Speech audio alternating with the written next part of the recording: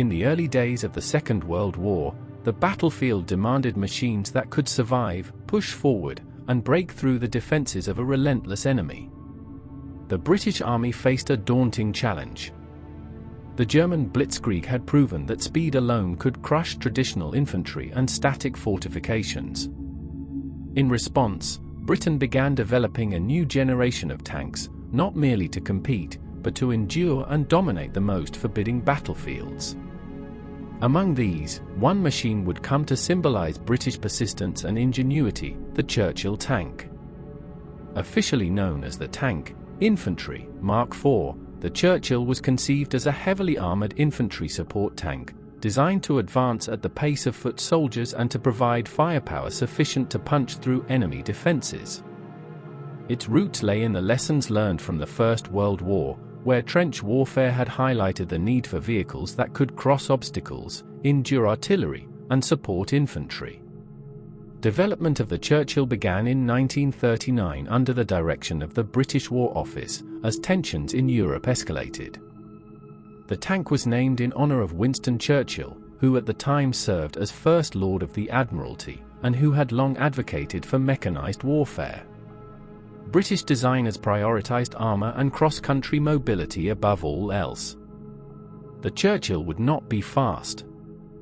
It was not intended to chase enemy tanks across open fields.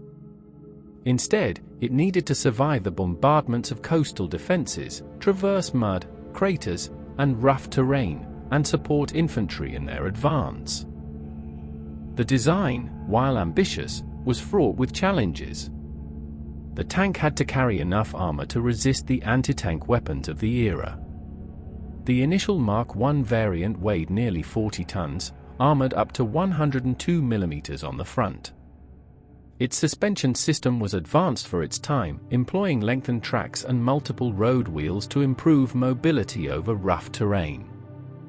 These tracks allowed the Churchill to negotiate terrain that would have immobilized other tanks, from craters to steep slopes.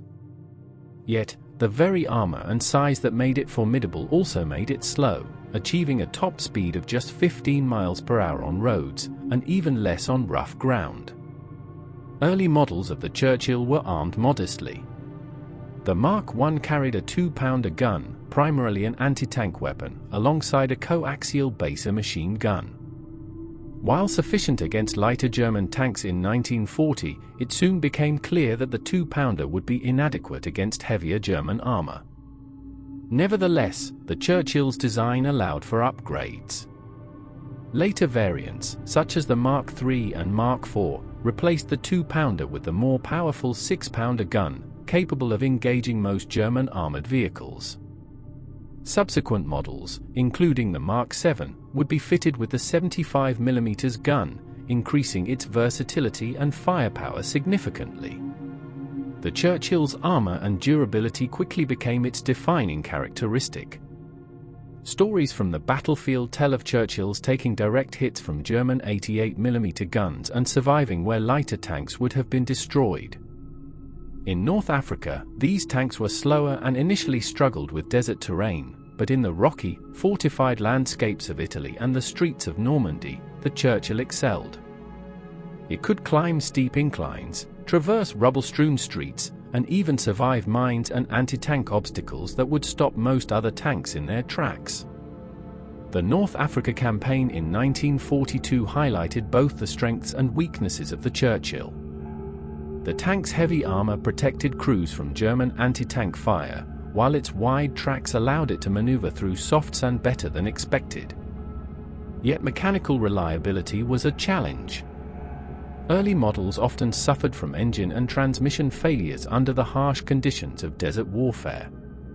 Despite these issues, Churchill crews praised its ability to cross terrain that other Allied tanks could not, giving the British infantry a critical advantage in combined arms operations. The tank would truly prove its worth in Italy and Normandy, where terrain and fortified positions required a slow, steady advance under fire.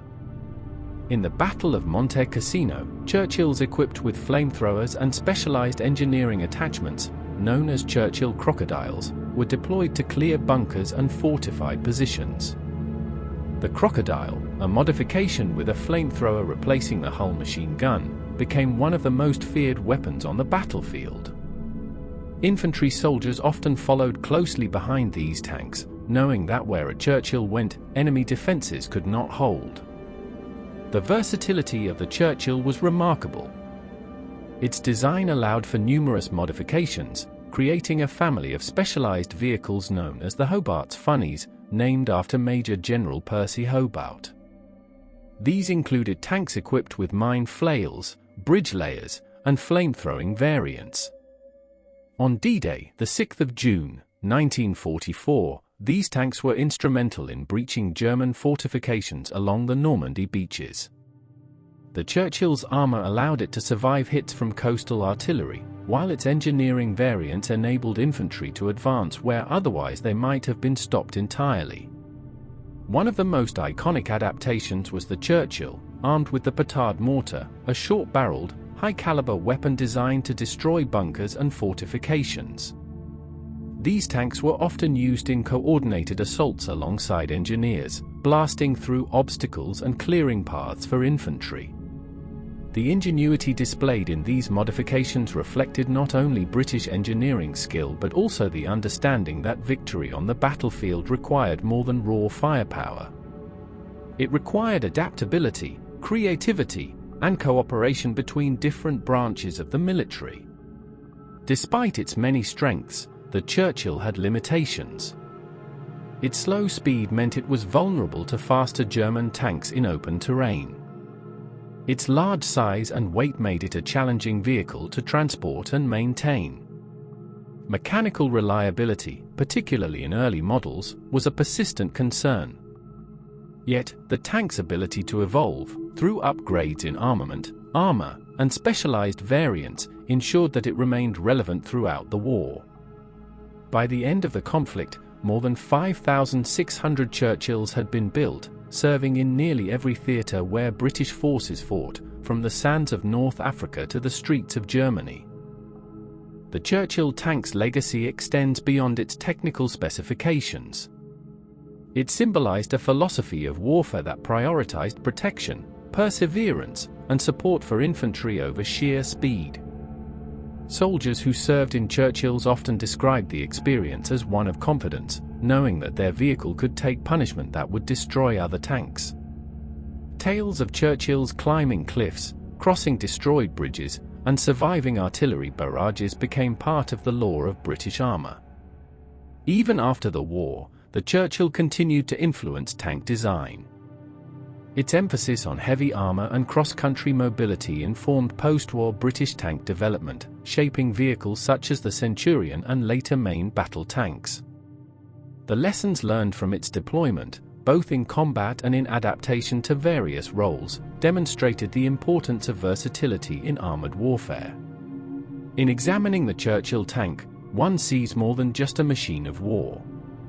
One sees a story of British ingenuity, of engineers and crews working together to overcome obstacles both mechanical and tactical. One sees the embodiment of a philosophy that recognized the brutal realities of modern warfare while striving to give soldiers the tools to survive and succeed.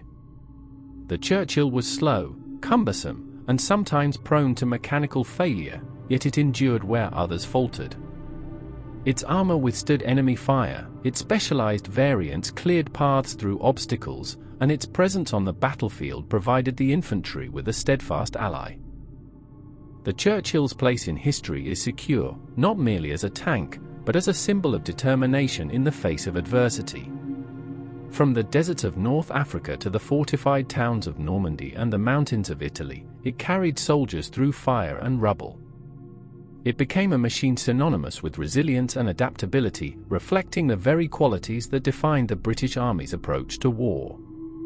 Today, surviving Churchills stand in museums around the world, silent but powerful reminders of the ingenuity, sacrifice, and courage of those who designed, built, and fought in them. They tell the story of a time when the world demanded machines capable of withstanding the most brutal tests, and of men who trusted in them to lead the charge into danger. The Churchill tank, with its distinctive long chassis, heavy armor, an enduring legacy, remains one of the most iconic examples of British armoured warfare. Its story is not only a technical tale of design and combat but a testament to the spirit of innovation and determination in one of history's most challenging eras.